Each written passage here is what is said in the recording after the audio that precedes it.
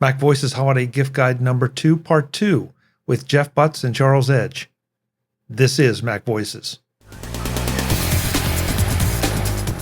This edition of MacVoices is brought to you by the MacVoices Slack, available to all patrons of MacVoices. Sign up today at patreon.com/MacVoices. Welcome to MacVoices. This is the talk of the Apple community, and I'm Chuck Joyner. Folks, we're back with part 2 of MacVoices Holiday Gift Guide number 2 with Charles Edge and Jeff Butts, and as you would expect, there are some surprises. Let's go and let the panel do the gift picking. All right, so that's 2 rounds. So usually at this point, I kind of warn folks that if you have a list, you have to really start thinking because there are only 2 picks left. But if you only came with 4 or 5 picks, then it's easy. Charles? Or no, excuse me, Jeff. Yeah, we're keeping the order. Jeff? Okay. I think I'm going to change directions a little bit and point out something for the dog owners out there, and that is the Link GPS dog tracker and activity monitor. This thing tracks just about everything related to your 4-legged friend. It does have a built-in GPS chip along with cellular, so it's not dependent on Bluetooth or Wi-Fi or anything like that. It has its own connection. And you can keep tabs on, if your dog gets out of the yard or runs out the front door, you can track it with that. It also keeps up with your pet's body temperature and alerts you if their temperature gets too high. It keeps track of how active they are. Within the app on your iPhone, you can track your vet records and shot records and things like that for the pet, and just keep it all in one place. That's a cool secondary feature, actually. I find myself logging into the vet's website to show the kennel, the vaccination records and all that stuff. Right. But I wouldn't have thought to add. I had one of those for a while. My dog ate it. It wasn't secure enough to and he figured out a way to get it off and destroyed it. I've gone through a couple different ones like that. The Link, the jury's still a little bit out on whether she or our other dog can get it off of her, but so far it seems to be a lot more rugged. I tried an AirTag, and we had a pit mix rescue for a little while that chewed so hard on the AirTag that it just stopped working. Even though it was inside an OtterBox case, it destroyed the AirTag. But yeah, so, I get these things, I try them out, and, eventually maybe I'll settle on one that stays on her collar for a year or 2. But in the meantime, I just try out new things. Oh, this also acts as a training tool. It can do vibration and a tone for giving positive reinforcement and correction to your dog. Cool. So who has more steps every day, you or the pup? That would be the dog. Mine too. She goes outside quite frequently, but I've got a fenced in backyard, so I just stand on the deck and watch her, and only follow along with her if I have to. I take mine for runs every day, but he still almost doubles. The last time I had a chip on him, he almost doubled my step count. I mean, he's got 4 legs, but I think they correct for that. I'm pretty sure, but my opinion is, a man shouldn't run unless he's being chased. So hopefully that doesn't happen too often. Depends no, not even. Well, true. No problem so far this year. So, Charles, you mentioned that it has a tone and a vibration. I am not a dog person, so I don't know. Is the tone for the correction and the vibration for I guess the reinforcement, or is it vice versa? Other way around. The tone, it's a pleasant tone. It's a lot like using a clicker a lot of people, when they're training their dogs, they'll use a clicker. And for whatever reason, dogs love the sound of the clicker. Once they get used to the sound of the tone coming from right around their neck, they love the sound. The vibration is to get their attention just before you say a no dig or no jump. So eventually you don't even have to say no dig or no jump. You just tap the button in the app to give them the vibration, and they stop whatever they're doing and usually come back to you or whatever you've trained them to do. Interesting. And Charles, the one or no, who said that their dog ate it? Oh, yeah, that was me. Did that involve vet bills or? No. Luckily, he just destroyed it, but didn't swallow any of the pieces. Okay. But he didn't like having it on his neck, that's for sure. But that one definitely didn't do tones or vibrations. It was just a GPS chip, basically. Mm-hmm. But it was in the shape of a dog bone, so that was cool. No, that's cool. And probably why I ate it. Probably. Yeah. My dog doesn't mind having the things around her neck, but the other dogs just see it as, as an extra way to play, and, try to pull her around by it or yank it off, or, they think it's a chew toy. And so we just have to correct that. The things I learned during these gift guides. Really now I just need one for the cats. They'd probably murder me for just saying. Yeah. Right. You're going to anger your flirkins.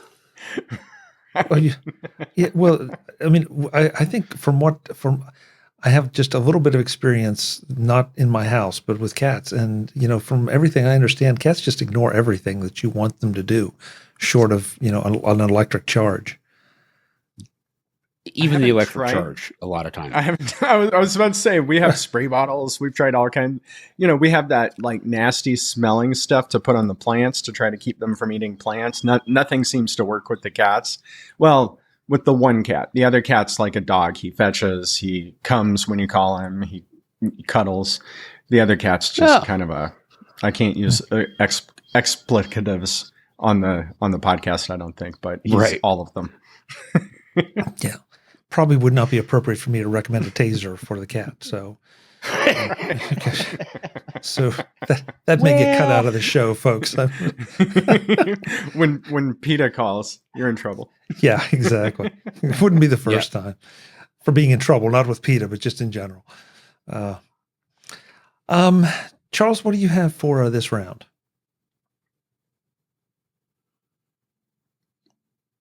Oh. Lost audio for a sec. That's okay. Okay.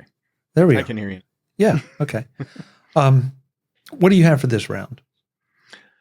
So for this round, I have a TV light strip, just mood lighting. It's HomeKit. I chose the Kasa, but I think they're all about the same. For one of the kids, I got like a $10 version instead of the $40 version. And it worked just as good. Once you've got it hooked into ALEXA, it all seems to, or SIRI or whomever is in your home, it all seems to work about the same.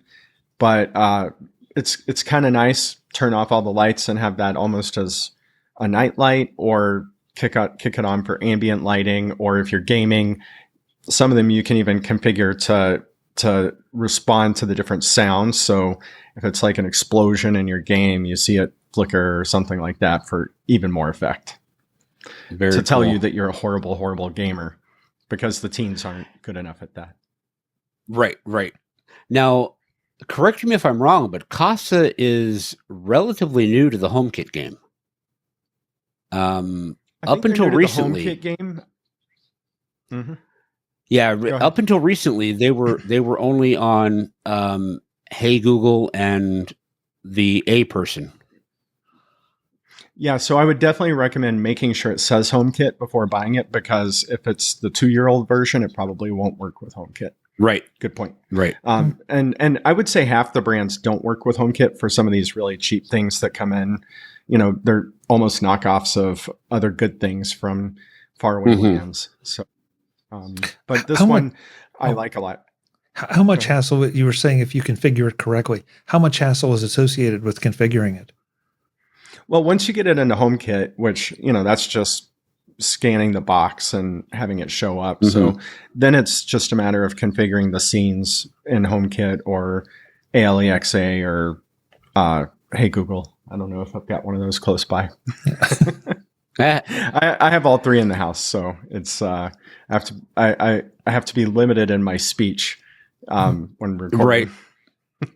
So you have multiple agencies tracking what you do. I'm cool with it. I try to limit the felonies these days in response. Good. Always a good idea. Yeah. It's a little less fun, but Yeah, well, true. I've only got 2, and the second one is only upstairs. Everything that I do is HomeKit, but my stepdaughter has a bunch of ALEXA stuff that she uses upstairs. I've written some skills for that platform, and I really like it. I like the open nature of it. You got to say the Apple Home app is by far the best way to interact with this stuff that I've ever seen. But I think sometimes the voice controls, it's easier for me to show the kids the Amazon stuff, if that makes sense. Yeah. Yeah, we hear a lot of that. And I guess the only thing that drives me crazy about the Amazon stuff is that, and it's probably just relative to me, but I feel like there's so many skills out there that you can't see the forest for the trees. That you can find the good ones. It's like, okay, we have a skill to play tic-tac-toe. Okay, well, there are 500 of those. Great, that's nice, but that's 500 things that I don't need to use. So could I just there needs to be a way to filter them, or I don't know, make a list of really good Yeah. ones. And the last time I did anything on the Amazon ecosystem, discovery was just a pain. Yeah. I feel the same way about the Google Play App Store in relation to the Apple App Store. It's there's more apps. They're not as it takes a little longer to find something that you like. I can say from a developer side, building software that works with the Google Store is probably the hardest because of identity and how the hurdles you have to jump through to integrate with their OIDs or their OpenID implementation, and some of the specific APIs you have to reach out to them to get access to, which is a pain. Apple is right in the middle. It's probably it's not as hard as Google, but it's not as easy as Amazon. And then the first skill that I wrote was, I think, 20 lines of really bad Python. So the bar is pretty low, which is why there's probably 500 tic-tac-toe apps out there, Right. But yeah. Okay. Yeah.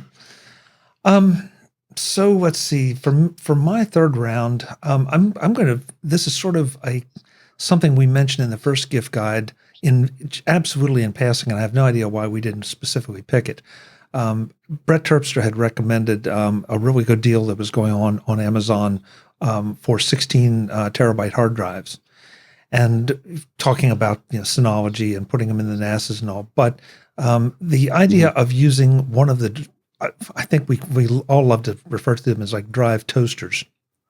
They're little portable drive or quasi-portable drive docks that you can just drop that raw drive in there and have access to it and pull it out for storage or archiving or backup or whatever. I'm going to recommend the OWC USB-C dual bay drive dock. This has not one but 2 bays, so that you could take 2 of those 16 terabyte hard drives. And one of the big advantages to that is that, obviously you have 2 drives rather than 1, but also you can copy back and forth from those drives without having to have your Mac be an intermediary. So this is just a great, and it's very affordable. It's $99. So, that makes it really affordable. It's from OWC. So again, it's going to be good. And if you need support for any reason, it's there. And you can even include we're talking about primarily 3.5 drives, but it also has a slot for the 2.5 laptop drives as well. So it's a very versatile piece of gear. So if you're in need of out of mass storage, the bulk discs or raw discs are a great value, and this makes them super useful. Nice. So I think I've got an older model of this sitting back on the desk here, and it gets used, probably once every couple weeks for a quick backup or, dumping off things that I don't need to have on any of the other directly connected storage devices. Right.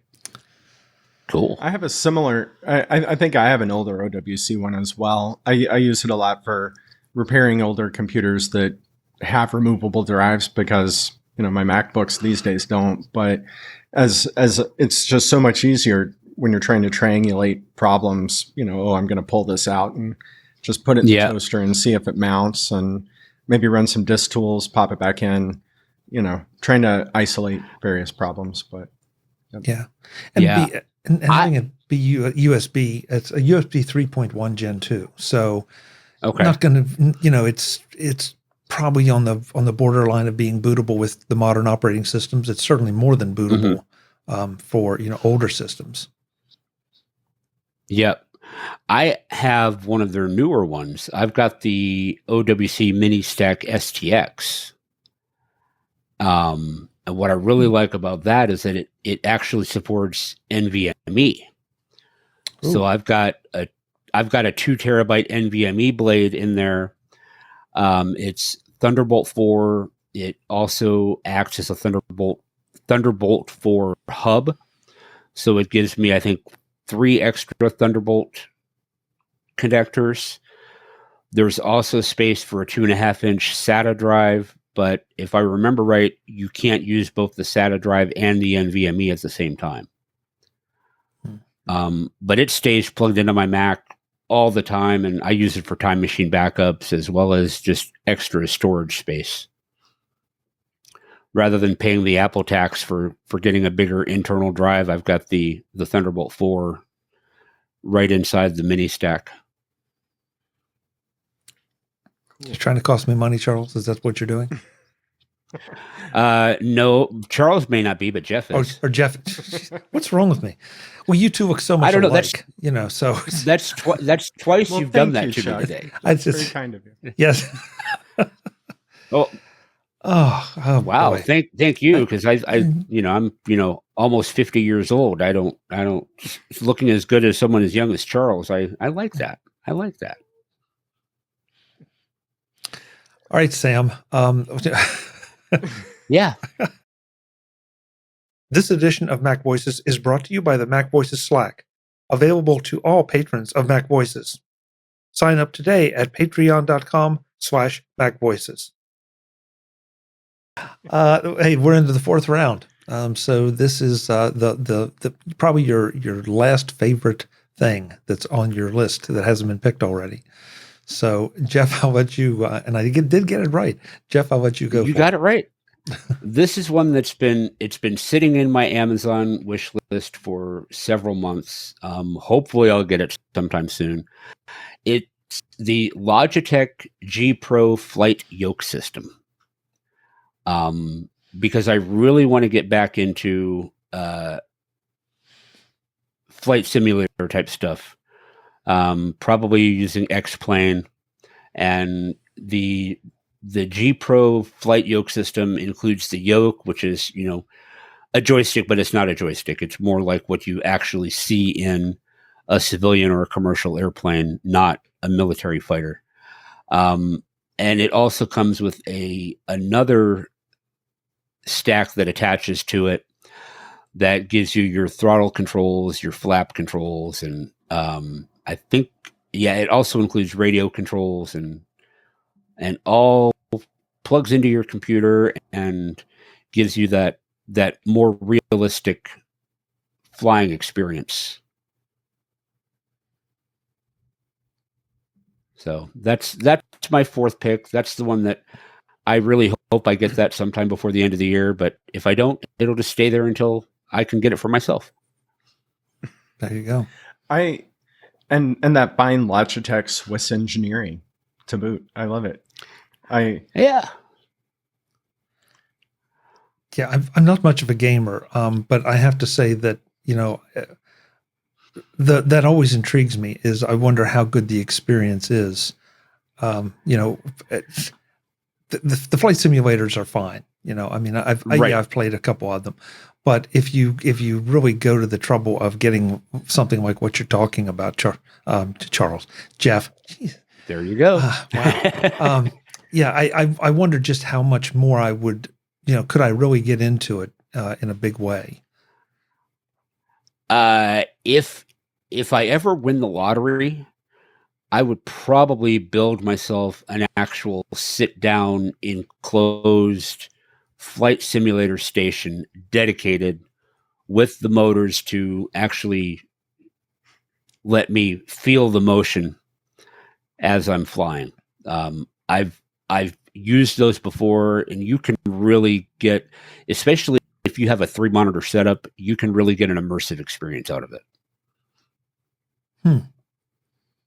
Yeah, I think we've all seen those at CES, where the for racing games and for flying and all those things that those, especially with the really big 3-monitor setups, it is absolutely immersive, and that can suck you in quick.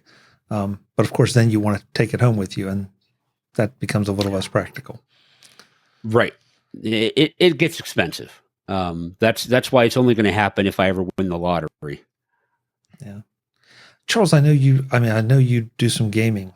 Do you have like an elaborate setup that might include a Yoke system, or are you a little more restrained with that? Not anymore. I'm more of a platformer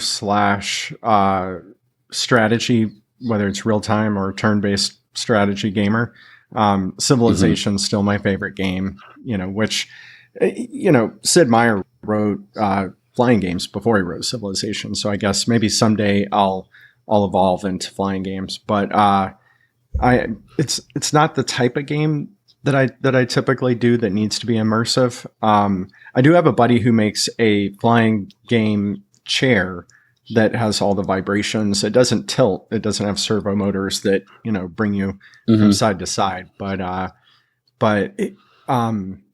yeah, I've definitely, played those games, but it's just not what I go to as my standard. I prefer to spend countless hours trying to defeat other civilizations and send them into the Dark Ages. Wow, that's fun too. You seem like such a nice guy, Charles. You have this dark side to you. Well, mostly when I'm playing Civilization. Okay. Glad we got a clarification on that one. Years ago, in one of my past lives, I worked for a telecommunications company, and we would have gaming parties periodically. And Age of Empires was one of the top games that we would do a LAN party for during our lunch hour. So I remember. We actually have about a 15-year-old, maybe not 15, maybe 10-year-old version of Age of Empires running in the office with about 5 old iMacs, just so that we can because the newer versions just aren't quite the same in terms of responsiveness on LAN. So instead of calling back to the mothership to be able to perform all the actions and the asynchronous communications that have to happen within the app, it's just better on LAN, I think, still. So. Oh, it was so much fun. I still prefer Sid Meier's Civilization, but in a pinch, Age of Empires will do. Oh yeah, or Age of Mythology. Yeah, there's Oh yeah. Yeah. Especially after interviewing some of the people who did that for the book, and I don't think I ever realized that Age of Empires was actually from one of the authors of Civ who wanted it to be real-time strategy from the beginning and then left to go start really? his own thing in order to build a real-time version, basically. Huh. So that's why the tech trees seem as similar as they do and some of that. Yeah. Yeah. Oh, cool. I knew nothing about any of that until, I sat down to write that book. But Well, now I know the next book I need to buy. yeah, with publishers, it's a 1,700 plus page book. So with publishers and editorial cycles, as I'm sure you're aware, it might be a couple of years before it comes out, but it's done. Okay. 1,700 pages. Yeah, I blame the pandemic. You can blame the pandemic on a lot of things, but all that time I never expected people. Go ahead. That's a very comprehensive history. And still, I feel like I barely touched the surface. So nice. I never would have expected someone like Leonard Kleinrock, who invented packets effectively, or any of the types of people who actually allowed me to interview them to go for it. But, I think we were all just sitting at home bored. So yeah, probably. We're off on a bit of a tangent here, but I can't help but go down that road just for a second. I mean, how many of these people did you actually get to interview as opposed to, just referencing them from history because we've lost them? Well, there were a lot that were lost. There were even some that were lost after I interviewed them prior to publication. Whether from COVID or other, just the age, of some of the inventors of our modern digital age is like that. But I probably did about 100 interviews. I was able to leave about 100 people alone because of oral histories that they'd already done that were able to answer my questions. In some cases, like I had the oral history, and when I sent them my list of questions, they were like, "Holy crap, you know more about me than I remember." So, but yeah, nice. there were about 100 original interviews. At some point, I might try to just publish those as standalone works. 3 or 4 people asked me not to mention their names until posthumously, but at some point, I'll probably just publish the raw interviews somewhere. Especially once voice recognition gets to the point where it can actually translate them perfectly, as opposed to me having to spend hours fixing, Yeah. Yeah. Very cool. I'm not trying to push this, but I am kind of curious. For the ones that didn't want to be named until after their death, was that more modesty, or was it concerned with too much attention while they were still living? I think in every single case they were concerned about non-disclosure agreements. Oh, okay. Because a couple of them are former Apple people, and some companies just have a very long memory of not wanting people to talk about things. So. Yeah, that's interesting. Right. I didn't even think about that one. All right. Well, we have 1,700 pages of this stuff to look forward to when Charles's book comes out. Someday. Yeah. Yeah. So I think we're still in round 4. And Charles, I believe you're up. For my next one, I chose to do something about as low tech and low buy potentially as possible.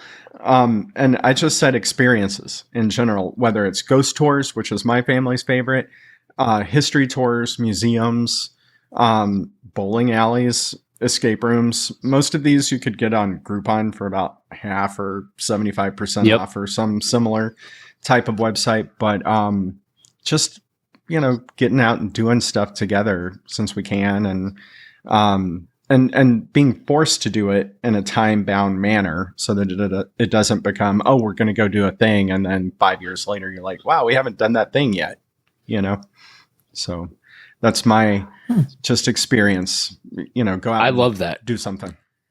Yeah. I love that. Yeah. That's great. I'm a little embarrassed I didn't think about that one myself. Yeah, well, I am too, because, I actually just recently did one like that. One of my granddaughters for months had been asking to go axe throwing. And there's a place in Kansas City that offers it. There's actually a couple of places.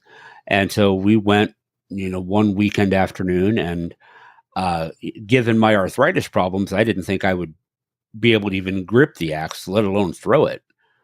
But there's evidence on Instagram of me throwing these axes and actually doing fairly well at it. How old's your granddaughter? She is 11. Or she will be 11 next month. Oh, her prom date has something to look forward to, doesn't he? Wow. Yeah, for sure. Wow. And we've done the escape room too, but not with the grandkids. That was my fiance and my two stepdaughters. We did an escape room in Kansas City several months ago. Probably doing another one in the near future because those are a lot of fun. Charles, do you throw axes in Minnesota? Yeah, although the last time I did it a couple months ago, I was down in Iowa City and there was a great place for it. I can't remember the name, or I'd give them a plug, but we went out, as a group, and 5 or 6 people drinking beers and throwing axes. What could go wrong? No, absolutely. Back in my day, all I did in Iowa City was play D&D. That's what Iowa City should be there for. But I mean, well, I lived in Cedar Rapids for a couple of years, which is just north of Iowa City. So most of my D&D friends were down in Iowa City, with the university. It's easy to imagine. Yeah. Yep. We haven't had any D&D gifts. Chuck, that's what you're going to bring us, right? I wouldn't know a D&D gift if it came up and bit me, Charles. I'm sorry to disappoint you. Charles did give us a D&D gift in a way, because you gave us the link to all of your 3D printing designs, which you say are mostly D&D figs. There are a bunch of them. So okay, good point. Good point. Thank you for rescuing me there, Jeff. Yep. I got your back, Chuck. I mean, I kind of feel like my last pick is boring, but I'm going to do it anyway. Because I want to make people aware that, this is something I would expect we'll probably see a pretty good discount on come the Black Friday weekend or the holiday season. And that's an Eero mesh system. The one thing I don't care about geeking around with is my router. And, I want the best router I can get, but I just want it to work. And in fact, I recently gave up my Amazon modem and bought one of my own because they were giving me trouble with Eero. And it's like, I really want the Eero because it is so easy to use. It's so easy to set up. The monitoring is easy. It self-updates itself. There's so many good things about this. I know there are some very sophisticated routers out there, and if you enjoy configuring them, man, go for it. But this, I upgraded recently to the, I guess relatively recently to the Eero. Let's see, the Eero Pro 6E. So I'm as up to date as I can get. But it truly is. You set it up, you use your iPhone to configure it, and you never need to look at it again if you don't want to. If you want to, it'll give you plenty of information and gives you plenty of control because you can set up guest networks. You can do all those things. The 2.4 band as well as the was it 5 or 6 gigahertz? Jeez, that's terrible. I'm 5. Blanking. 5. Probably 5. You can cross over, so I have no issues with smart home devices or anything like that. It checks all the boxes for me, for someone that wants to play with other things and not my router. And given that Eero is now owned by Amazon, and Amazon seems to have kept their hands off of it, so it just continues to do what it's done all this time. It is. I think we can expect to see maybe some decent discounts on it. So it should be on your shopping list. Nice. One of the networks in my house is a mesh network from them, and I agree. It hasn't given me any problems. I just changed the name. I used the same name as my old Wi-Fi network, same password. That way, all the IoT stuff just switched over, and I didn't have to go and touch, 40 devices in the house. I do have 2 other networks for development and testing, but I like it because it's just bulletproof, and the kids don't complain that they can't do their homework because the Wi-Fi's down. Because that's they any excuse, you know. I've used Eero in the past and really loved, you know, just how seamlessly it worked. Right now, I don't have. I've just got what my internet provider put in. I have Google Fiber, and I've got their multi-gig plan, and they only recently started allowing you to bring your own router for that. So I'm still just using the router and mesh extender that Google Fiber provided me. Oh, Kansas City, a Google Fiber city. Nice. Yep. Yeah, I don't have. I'm stuck with Comcast here, so, which, you know, but again, I wanted to use the Eero. Yeah, of course, you know, when you try to take it back, return your modem, it's like, oh, well, we could set it up for you. You know, it'll only cost you $100 for us to come out and do it. And it's like, no, thank you. I'd rather have the Eero and do it myself and feel like I know what's going on. So yeah, it's been a super great system. This was an upgrade for me. This is my second one, and I would tell anybody, you know, that if you, unless you're a real geek or enjoy playing with that stuff, this is the way to go. Yeah, I'm going to agree with you there. You know, I've used others, but they do require more of a technical background. You know, if you want to do the more advanced things that Eero makes easy to do.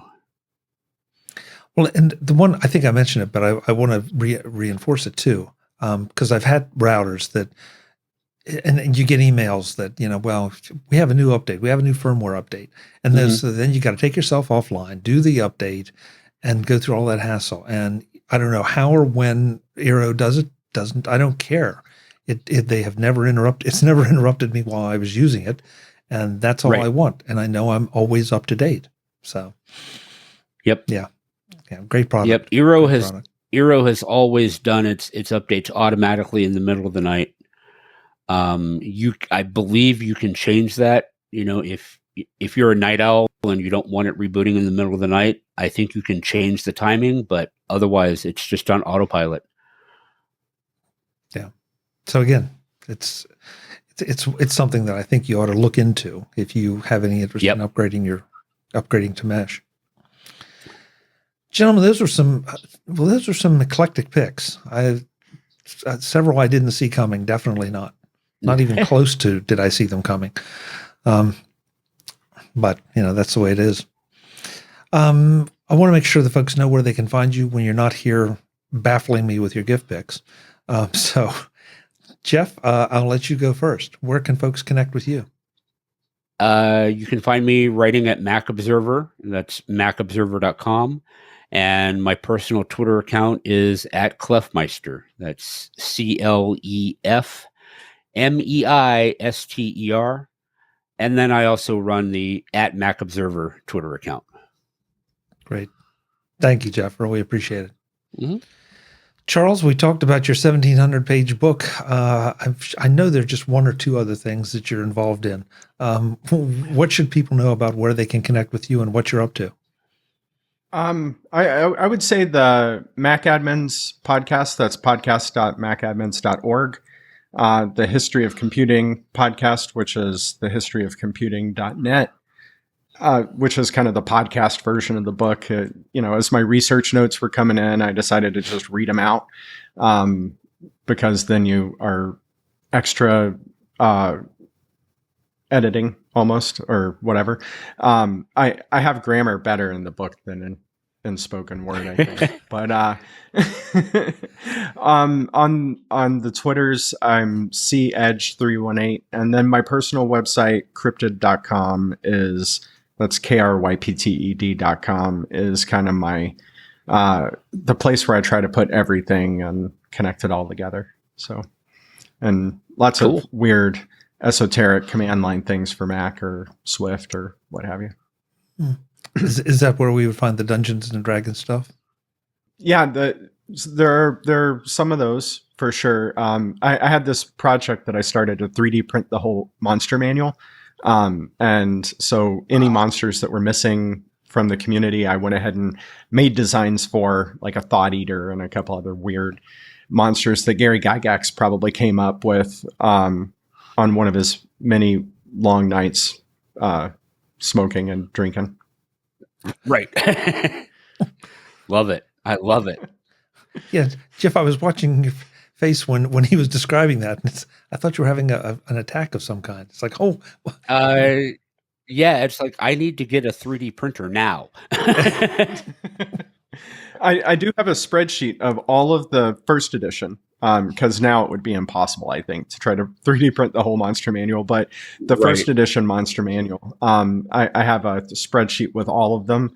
And then I split out dragons, giants, and certain other ones where there's like a whole bunch, tiger versus bear, for example, into different tabs at the bottom. So yeah, it's fun to just 3D print random things, Yeah, I think. Yeah. But as long as the printers are working and I'm not like banging on them with a wrench cursing. The stuff I learned. Yeah, it happens. Yeah. Well, guys, happy holidays. Thank you so much for doing this. It's always a blast. These turn into my favorite shows every year because we not only pick some great products and kick them around, but also have a lot of laughs. Really appreciate you doing it. Thank you. It's the highlight of my holiday season. It kicks off my holiday season because now I have to be like, okay, time to holiday shop. Yeah, exactly. Folks, I'm Chuck Joyner. This is Mac Voices. Just so you know, all of the gift picks from this panel, as well as the others, are included in the master gift page on the Mac Voices website and also in our holiday gift guide, Flipboard magazine. And of course, in the show notes to this episode as well. So you can find links to all that stuff in the show notes for any of the holiday gift guide shows. Until the next time, and as always, thanks for watching. Visit MacVoices.com for show notes and to connect with Chuck on social media. Get involved in our Facebook group or like our Facebook page, and get more out of your Apple tech with Mac Voices Magazine, free on Flipboard and on the web. And if you find value in it all, consider supporting us through either our Patreon campaign at patreon.com/MacVoices or by making a one-time donation via the PayPal link on our front page and in the show notes of each episode. You will join these fine people who help bring you Mac Voices.